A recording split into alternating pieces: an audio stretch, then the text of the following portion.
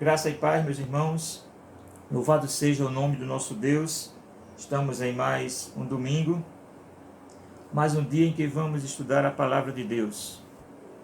Mais um domingo em que a escola dominical está na sua casa. E eu convido você nesse instante para orar comigo. Santo, eterno, maravilhoso Deus, glorioso Pai que está nos céus, te louvamos, ó Pai Celestial, por mais este dia, Senhor, que Tu preparaste para nós, mais um domingo, Senhor, em que vamos estudar a Tua palavra, Senhor amado. Mais um domingo, ó Deus, em que temos a oportunidade de Te adorar, ó Pai Celestial. Pedimos, ó Deus, que Tu abençoes, Pai bendito, cada lar, Senhor, nesta manhã, ó Pai amado. Abençoa essa escola dominical no lar, Senhor amado. Que, ó Deus, possa ser trabalhado, Senhor, tudo quanto for lido, Deus, tudo quanto for estudado, Senhor, possa ser trabalhado pelo Teu Espírito Santo nas nossas vidas, Senhor amado. E nós possamos, ó Deus, alcançar assim o crescimento que há tanto necessário para nossas vidas, Senhor. Concede um dia de paz na Tua presença e que tudo, Senhor, que venha a ser feito seja para a honra e glória do Teu santo nome. É no nome de Jesus que nós te oramos e te agradecemos. Amém e amém. Também, amados, eu gostaria de me convidar nesse instante para ler comigo em 1 Pedro, capítulo 1, versículos de 13 a 21. Versículo 13. Portanto, cingindo os lombos do vosso entendimento, sede sóbrios e esperai inteiramente na graça que se vos ofereceu na revelação de Jesus Cristo. Como filhos obedientes, não vos conformando com as concupiscências que antes havia em vossa ignorância, mas, como é santo aquele que vos chamou, sede vós também santos em toda a vossa maneira de viver. Porquanto está escrito, sede santos, porque eu sou santo. E se invocais por Pai, aquele que sem acepção de pessoas julga segundo a obra de cada um, andai em temor durante o tempo da vossa peregrinação.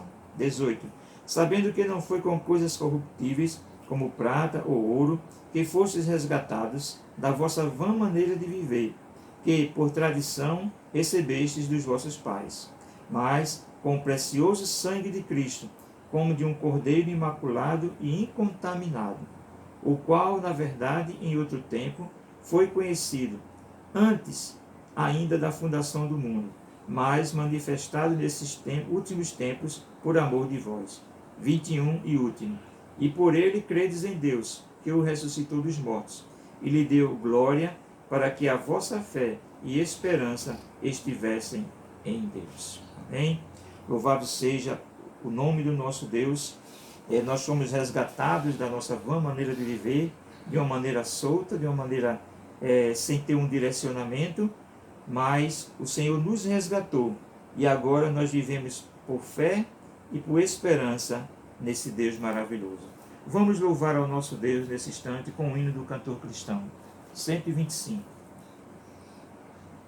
Paz e graças, amados. Vamos louvar o Senhor. Na redenção firmado estou, amém? Minha alma canta ao Salvador, que te remiu com santo amor, que te livrou da escravidão, seu sangue dando em redenção. Na redenção firmado estou, meu cativeiro já findou, contente cantarei louvor ao meu glorioso Redentor. Longe eu andava do meu Deus, seguindo nos caminhos meus.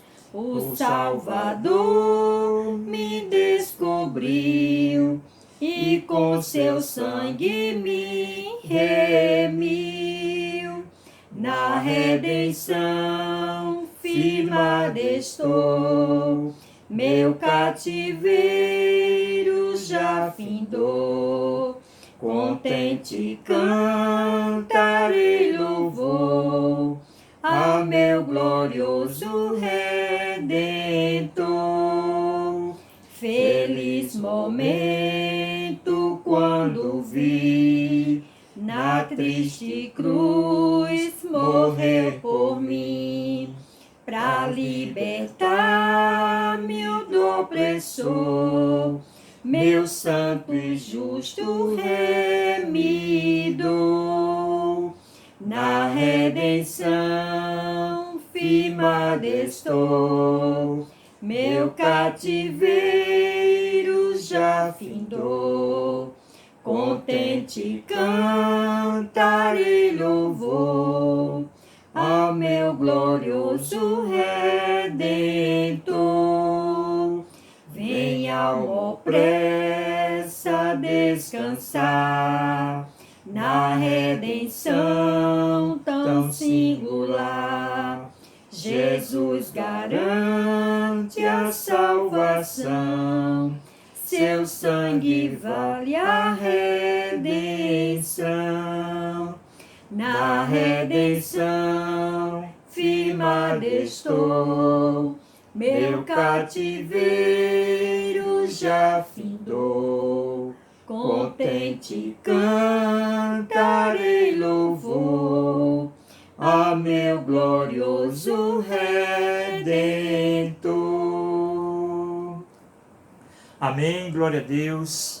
Estamos firmados na redenção em Cristo Jesus. Amém. Nesse momento, amados, nós vamos ter uma participação do departamento infantil.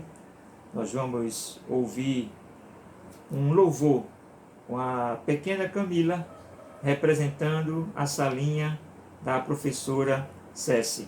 E em seguida, o Ministério de Louvor, para juntos adorarmos também ao nosso Deus. Como pode ainda adorar, se não tem motivos pra cantar? Abandona esse Deus e vai. Mas não adoro pelo que ele faz, nem menos por bens materiais. Eu adoro pelo que ele é, eu sou dele, tudo é dele. Já você não tem motivos, perder seus bens, seus filhos, seus amigos. O que você vai fazer? Eu vou adorar, simplesmente adorar. Eu vou adorar. Deus me deu, Deus tomou, bendito seja no nome do Senhor. A Ele a glória, a Ele a honra e o louvor. Só como pode ainda adorar, se não tem motivos pra cantar? Abandona esse Deus e morre. Mas não adoro pelo que ele faz, nem menos por bens materiais. Eu adoro pelo que ele é, eu sou dele, tudo é dele. Só você não tem motivos, perder seus bens, seus filhos, seus amigos. O que você vai fazer? Eu vou adorar, simplesmente adorar. Eu vou adorar. Deus me deu, Deus tomou, bendito seja o nome do Senhor. A Ele a a glória, a Ele a honra e o louvor. A Ele a glória, a Ele a glória, a Ele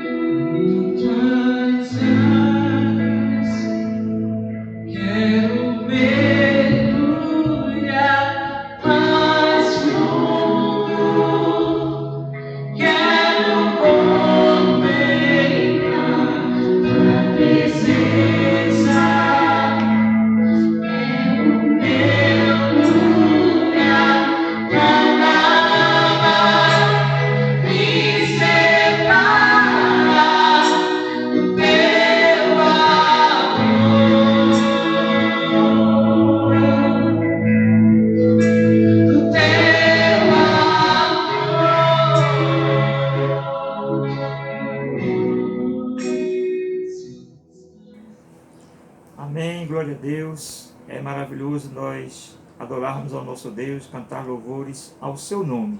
Amados, hoje é 31 de maio, o último dia de maio, o último domingo de maio, que é o mês da família. Nós oramos muito pelas famílias durante esse mês e vamos continuar orando. E eu gostaria só de ler o texto aqui. Se o Senhor não edificar a casa, em vão trabalham os que edificam. Se o Senhor não guardar a cidade, em vão vigia a sentinela.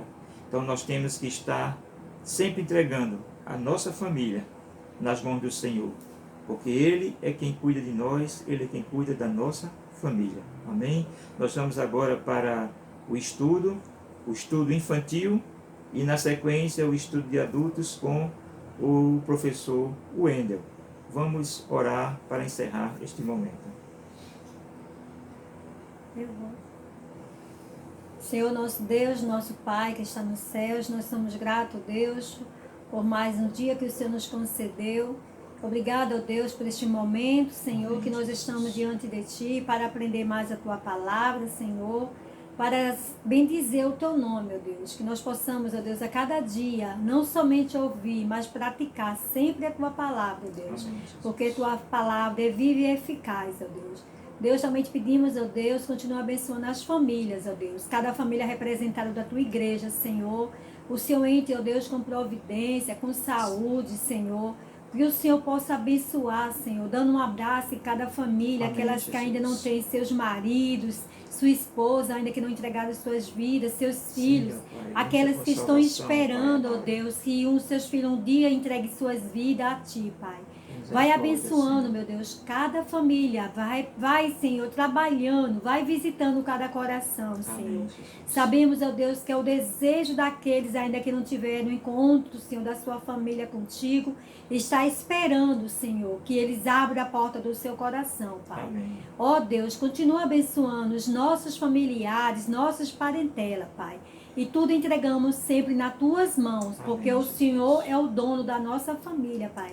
Sem Ti, Deus, nós somos nada, Pai. Por isso, continua abençoando as nossas vidas. E obrigado por este momento, Senhor, que nós ficamos diante de Ti para aprender mais e mais. Fica conosco, em nome de Jesus. Amém e amém. Estudemos a palavra de Deus.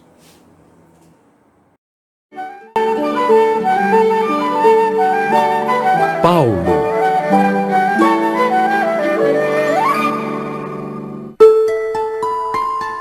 Saulo era um líder religioso judeu que perseguia e prendia os cristãos.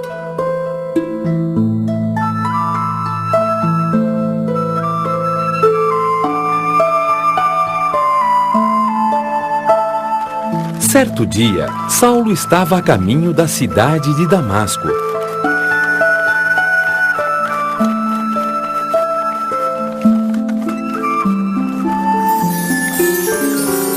Quando uma luz brilhante o cercou e o derrubou do cavalo.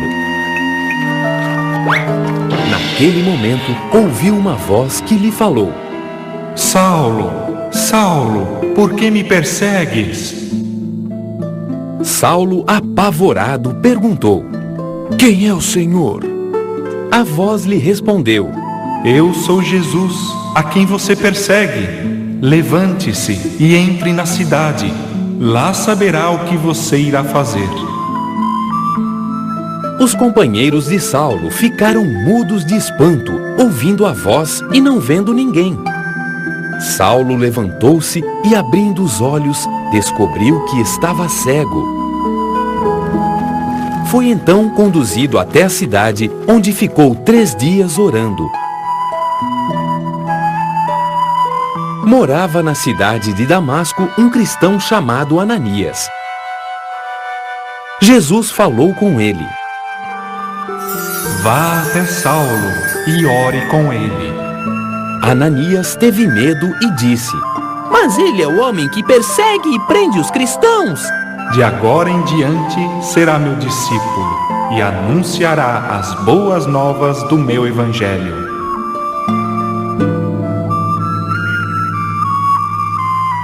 Ananias foi ao encontro de Saulo.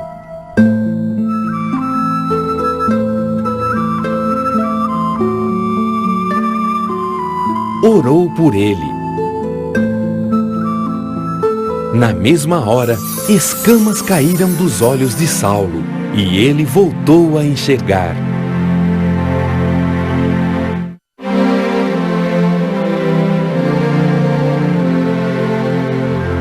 Saulo se converteu ao cristianismo e passou a se chamar Paulo.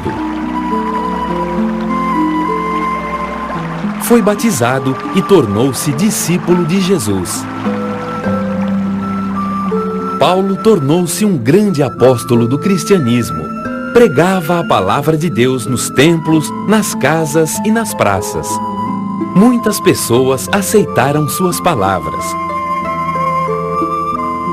Porém, outras, que o conheceram quando ainda era um líder religioso judeu, ficaram revoltadas e quiseram apedrejá-lo até a morte.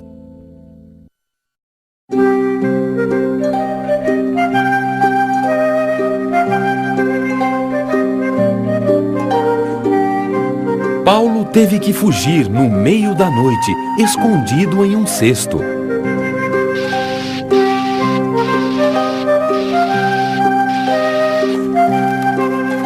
Paulo passou de perseguidor a perseguido por ter se tornado cristão.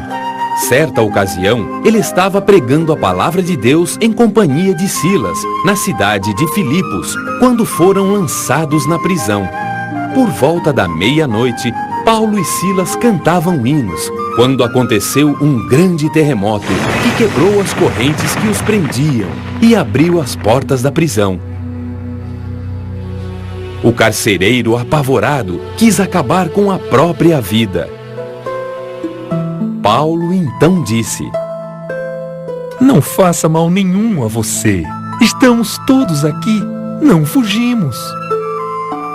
O carcereiro, maravilhado com o tremendo milagre, pediu: Senhor, o que é necessário para me salvar? Creia no Senhor Jesus, e você e sua família serão salvos. Paulo foi um apóstolo corajoso e dedicado. Fez viagens por toda a Europa e Ásia, pregando os ensinamentos de Jesus.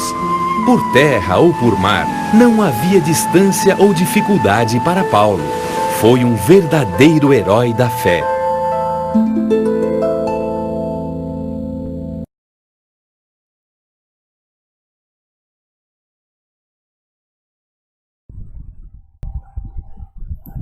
Salve a igreja com a paz do Senhor. Amém. Estamos aqui em mais um EBD. Hoje a nossa lição de número 8, de 24 de maio de 2020. E hoje nosso tema da lição de hoje é edificado sobre o fundamento dos apóstolos e dos profetas. Que temos um bom estudo. Os irmãos fiquem com suas Bíblias abertas.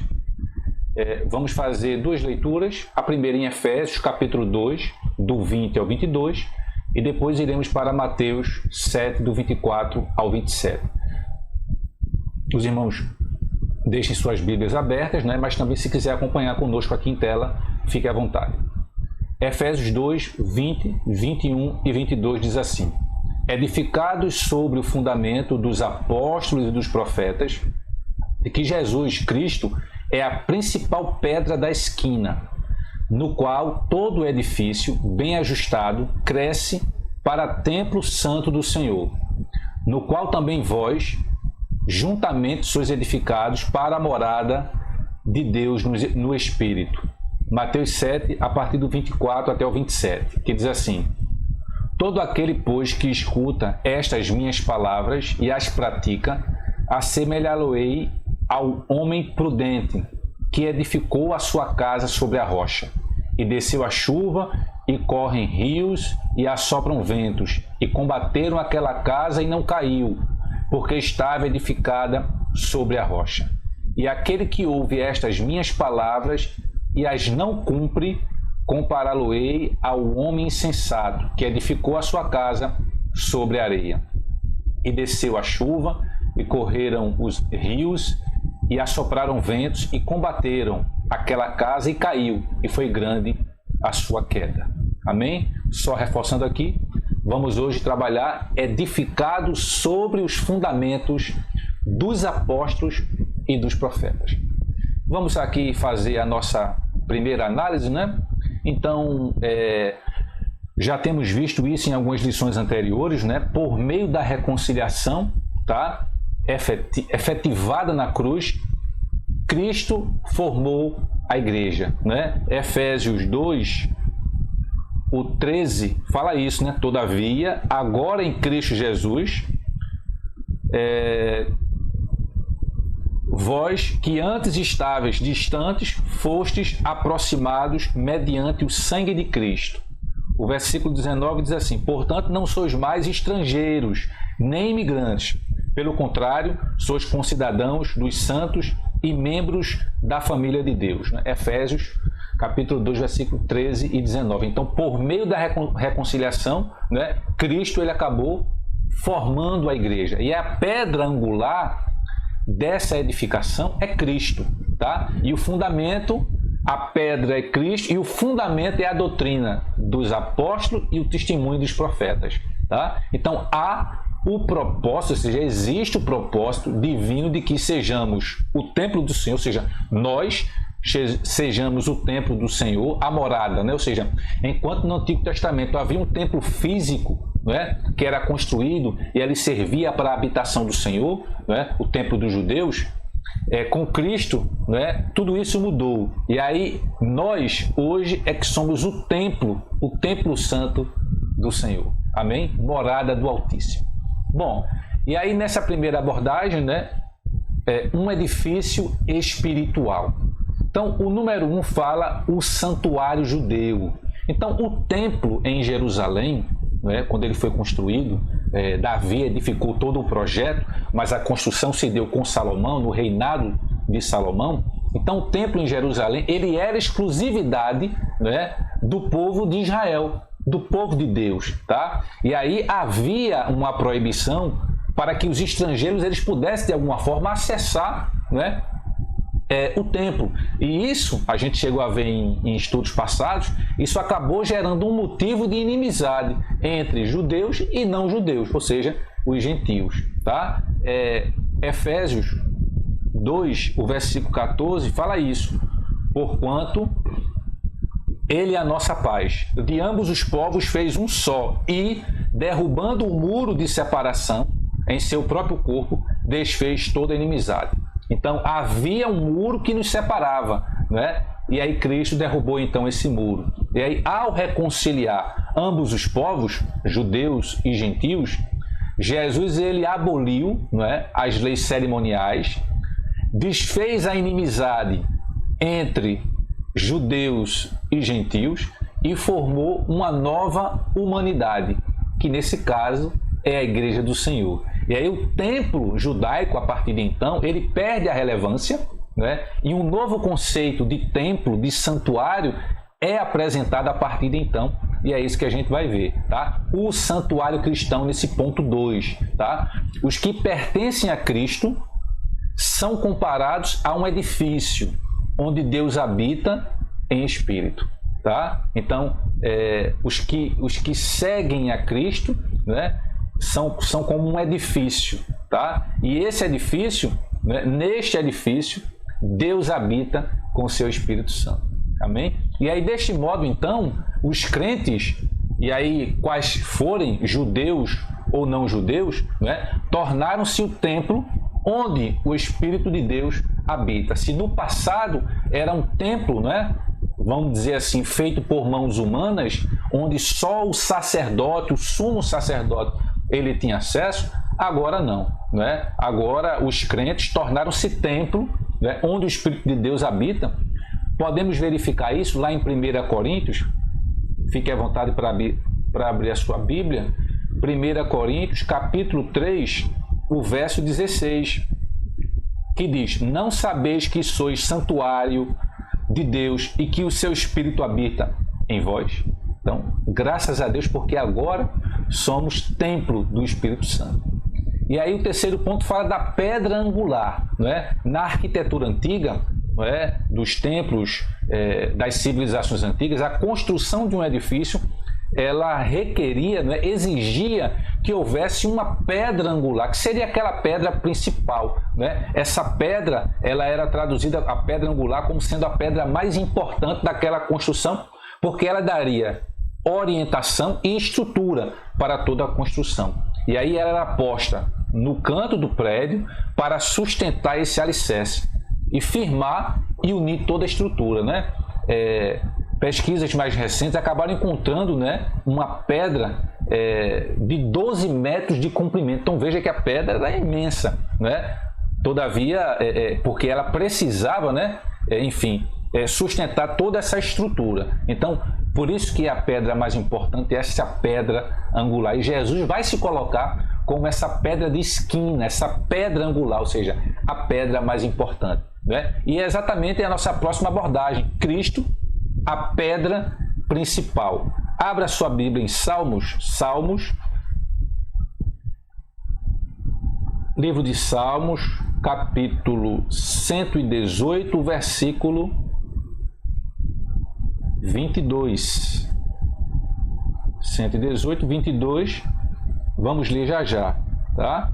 E aí a pedra angular, ela remonta, não é, a profecia messiânica em que a pedra rejeitada tornou-se cabeça de esquina, que diz assim, Salmo 118, 22. A pedra que os construtores rejeitaram tornou-se a pedra angular, né? Ou seja, João fala disso, né? Veio para o que era os seus, mas os seus não o receberam. Então essa pedra rejeitada, ela acabou se tornando a pedra de esquina, a pedra angular, a pedra mais importante, principal, tá? E aí os apóstolos, eles testificaram ser Cristo esta pedra principal. Ou seja, os apóstolos, eles comprovaram, eles viram, não é? Em loco, pelos milagres, pela proximidade com Cristo, eles perceberam e viram que Cristo, ele era essa pedra mais importante. Lá em 1 Pedro, a gente também pode ver isso. Abra a sua Bíblia. 1 Pedro, capítulo 2, o versículo 7. Assim sendo, para vós, os que credes, ela é preciosa, mas para os que não creem, a pedra que os construtores rejeitaram tornou-se a principal, a pedra angular. Então os apóstolos, eles testificaram ser Cristo essa pedra mais importante. E no Sermão do Monte, aprendemos que o homem prudente edifica a sua casa sobre a rocha. E essa rocha é exatamente Cristo, né? Ai do homem que constrói a sua vida achando que ela está sólida, mas ele construiu em areia, né? E ali pode vir um vendaval, uma tempestade, um momento difícil e esta casa ela vai ruir, né? Quantas casas alguém talvez já percebeu isso quando foi para a praia, uma praia mais distante, e percebeu aquela casa que estava muito próximo da areia, né? E não foi feito com estrutura sólida, e aí vieram os ventos, as chuvas, o próprio mar, e aquela casa ela foi sendo destruída, foi sendo engolida e virou ruína, né? E sumiu.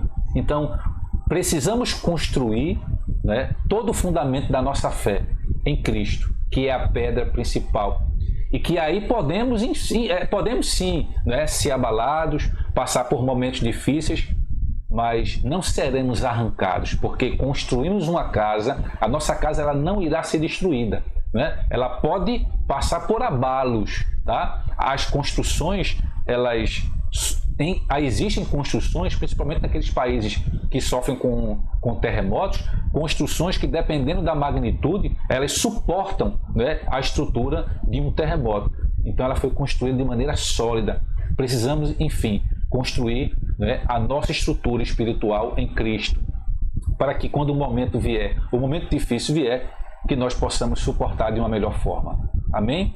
Bom, o segundo ponto aqui fala o fundamento, apóstolos e profetas, tá? E aí o primeiro ponto fala o conceito de apóstolo. Então, o termo grego para apóstolo é usado para designar enviado ou mensageiro, tá? Enviado ou mensageiro. E aí nos evangelhos, Mateus, Marcos e Lucas, usa o termo quando se refere aos 12 escolhidos por Jesus, né? Então, apóstolo é aquele que foi enviado, né? O mensageiro. E depois haverá outras definições mais precisas, né? Colocando os apóstolos como aqueles que viveram com Cristo, presenciaram a sua ressurreição.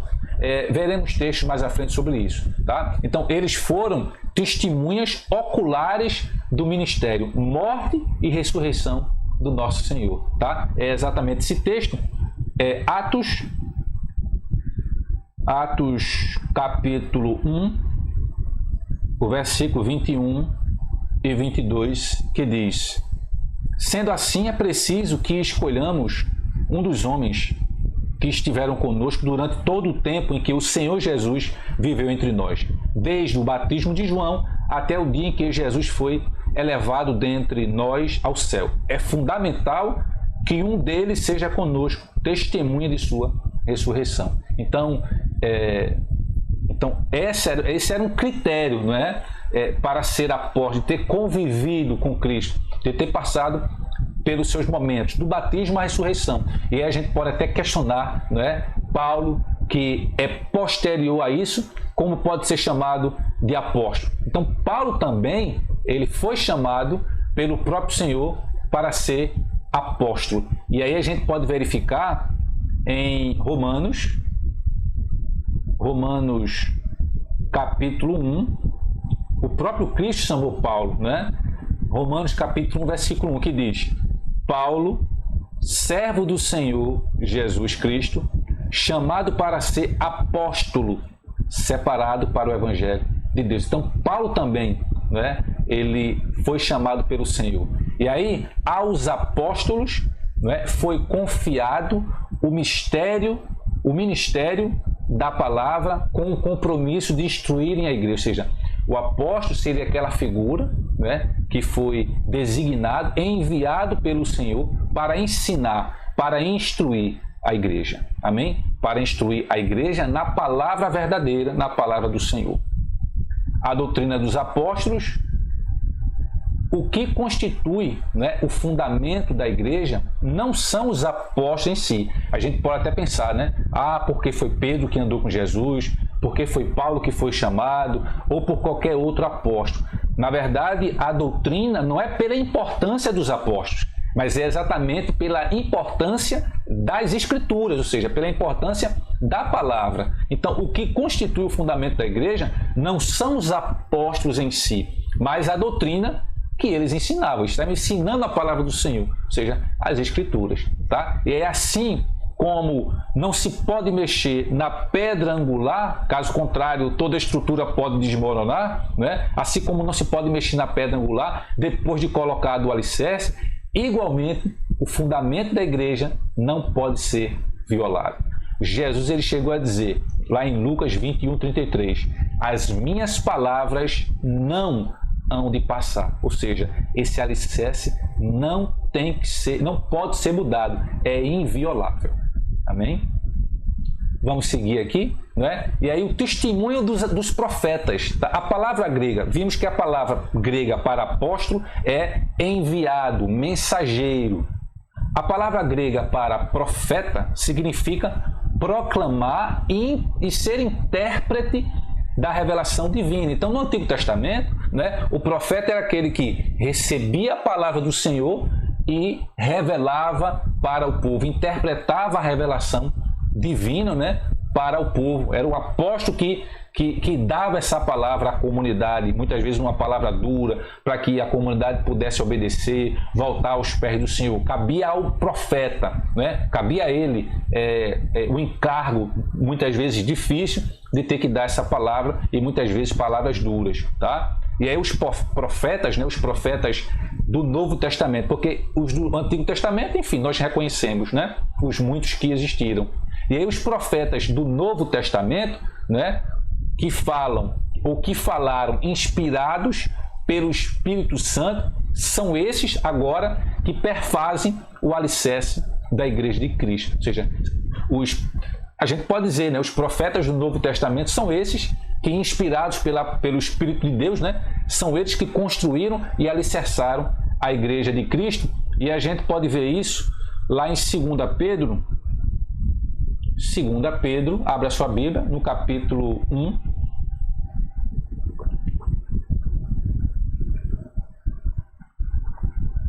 O versículo 21, que diz: Porquanto jamais a profecia teve origem na vontade humana, mas homens santos falaram da parte de Deus, orientados pelo Espírito Santo. Amém? Então, os profetas neotestamentários, ou seja, do Novo Testamento, que falaram inspirados pelo Espírito Santo, são estes que perfazem, né, que constroem o alicerce da Igreja de Cristo. Amém?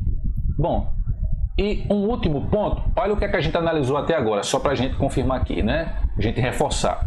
Um edifício espiritual, falamos dessa primeira abordagem, e falamos do santuário cristão, que somos nós agora, templo, morada do Espírito Santo. Não mais aquele templo, né, dos judeus construído por mãos humanas. Com Cristo, nós agora somos o templo.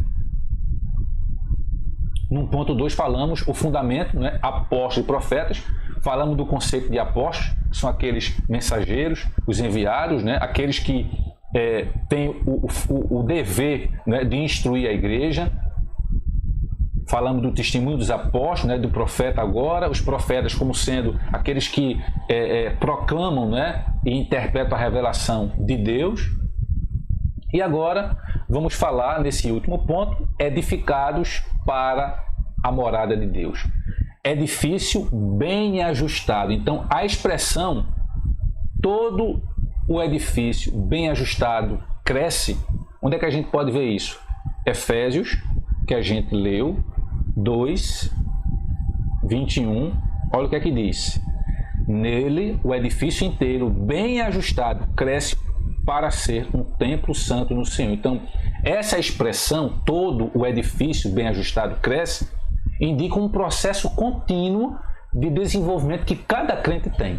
Tá? Então, assim como todas as partes do edifício, elas precisam estar harmônicas, né? Imagine, você vai construir um edifício.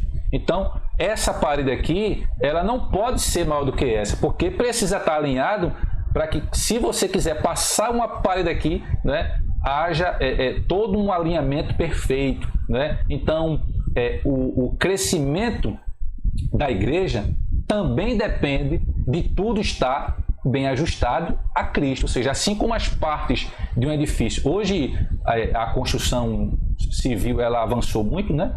Se constrói prédios, às vezes, né, pré-moldados, né? E já vem, só encaixar tudo milimetricamente, né? Então, assim como todas as partes do edifício, elas precisam estar bem encaixadas, harmônicas, o crescimento da igreja também depende de tudo estar bem ajustado a Cristo. Então, uma igreja que só tem confusão, uma igreja que não há desencontro, que não respeita o seu pastor, esta igreja não cresce. E por que ela não cresce? Porque ela não está bem ajustada a Cristo. Graças a Deus que a nossa igreja prospera, cresce, que muitas igrejas prosperam e crescem também hoje, exatamente porque são igrejas que estão alinhadas, que estão bem ajustadas a Cristo. E isso a gente pode ver lá em 2 Coríntios, capítulo 13, o versículo 11. Sem mais, irmãos, despeço-me de vós. Procurai agir com maturidade. Tende bom ânimo, encorajai-vos mutuamente. Tende um só pensamento principal e vivei em harmonia. E o Deus de amor e paz estará convosco. Então, que a gente possa preservar, né, por esse ambiente de harmonia, de paz. Amém? Então, o salvo, né, em Cristo, ele comporta-se como um filho obediente e passa, obviamente, a evidenciar o fruto do Espírito. Então, aquele que serve a Cristo, ele demonstra que serve a Cristo. É tanto que as pessoas percebem. E por que as pessoas percebem? Porque ele passa a evidenciar o fruto do Espírito. Tá? E o desenvolvimento prossegue até alcançar a medida completa de Cristo. Sigamos aqui, templo santo no Senhor, né? Ou seja, a analogia de Paulo aqui não se refere, templo santo do Senhor, a uma estrutura material, mas sim ao crente que se tornou templo santo. E aí, ao desfrutar da comunhão divina, o crente ele recebe o livre acesso à presença do Pai. A partir do momento que aceitamos a Cristo, aquela barreira, aquele véu, aquela muralha, ela desaba, porque agora nós temos um livre acesso com o Pai. Amém? E aí, morada do Altíssimo, no Antigo Testamento, a expressão morada de Deus, né, fazia alusão ao tabernáculo, né? E depois, obviamente, ao templo israelita. Então, morada de Deus fazia referência ao templo, aquele construído, né, por mãos humanas. Porém, o crente, né, com Cristo, tornou-se templo santo no Senhor, né? Efésios 2, 21. Efésios 2, 21. Nele, o edifício inteiro, bem ajustado, cresce para ser um templo santo no Senhor. Amém? Deus habita em nós por meio do seu Espírito. O versículo 22. No qual também vós, juntos, sois edificados para a morada de Deus no Espírito. Então, ele reside individualmente dentro de cada crente, dentro de cada cristão. Então, graças a Deus, porque com Cristo, aquela barreira foi quebrada e nós somos templo e morada do Espírito Santo. Então, a comparação da igreja como edifício em construção, indica que estamos em processo de aperfeiçoamento até que todos cheguemos à unidade da fé.